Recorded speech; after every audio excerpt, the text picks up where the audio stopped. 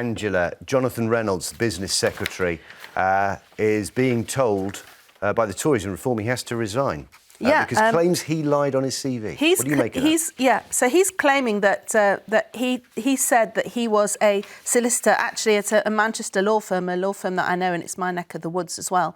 And he said that he worked at this particular firm as a solicitor, when in fact it's emerged that he didn't qualify the title and he didn't complete his legal training contract. Now, this story exercises me on a number of levels.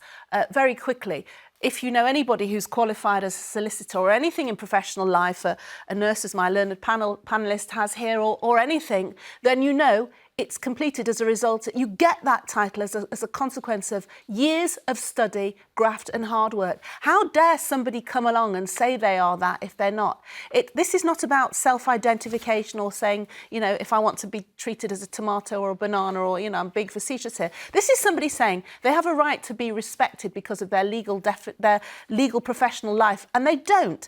And it also absolutely plays to the whole issue of trust. I mean, Jonathan Reynolds is the business secretary. He has a key role in public life, and he's bringing that into disrepute by suggesting that he is one thing when in fact he is another. Now, we heard with Rachel Reeves that, oh, I didn't know and my people didn't do the correct due diligence, blah, blah, blah. Come on.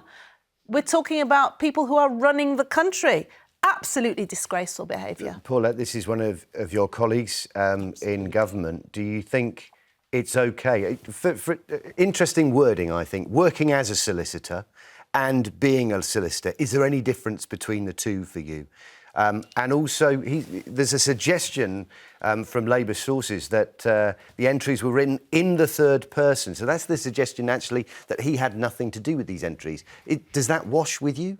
Yes, it actually does, because as an MP, sometimes people do things for you, and if you're not going behind and checking everything, I know it's in your name, and I know you should be doing it, and sometimes if you're really, really busy, you haven't gone back and checked what your staffers have put online or wherever, there can be that oversight. I know Jonathan Reynolds, and he's a really, really nice man, and I absolutely believe him when he says it's an oversight. I don't think he would have purposely lied because you get voted into Parliament. It just would not benefit him to just lie for the sake of lying. But it is his CV. This is not on some random website somewhere or, you know, something that accepted.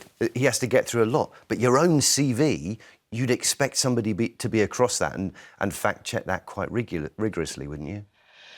You would, and unfortunately, it is on his CV, but I'm just going to presume, because he has said it's an oversight on his CV, which was, well, I don't know if he said, I must preface that, I don't know if he said it was an oversight on his CV itself, but because he said it was an oversight and it has just carried on and carried on, I believe that an oversight was made and it has just carried on. I do not believe he's done it on purpose. I genuinely don't. Okay. Oh, come on. Whether it's done with malice or not, and in fairness, he's not here to defend himself. Respectfully, Paulette, that attitude is for the birds. He is the business secretary. He's now in government, and this doing a good job.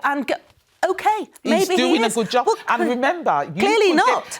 People could get into Parliament without a GCSE. OK. You could get elected into Parliament without a GCSE, and you could actually have that role. The issue here is, was it an oversight? I am saying, because of the man, because of who I know he is, because I know how professional he is, I genuinely believe. Well, the Tories weren't given that kind of latitude when they made mistakes. Labour were all over it like a rat. I think it's clear that at the moment, Paulette, anybody that's in government should be checking their CV with a fine-tooth comb, because clearly somebody is out to be finding out any discrepancy at all.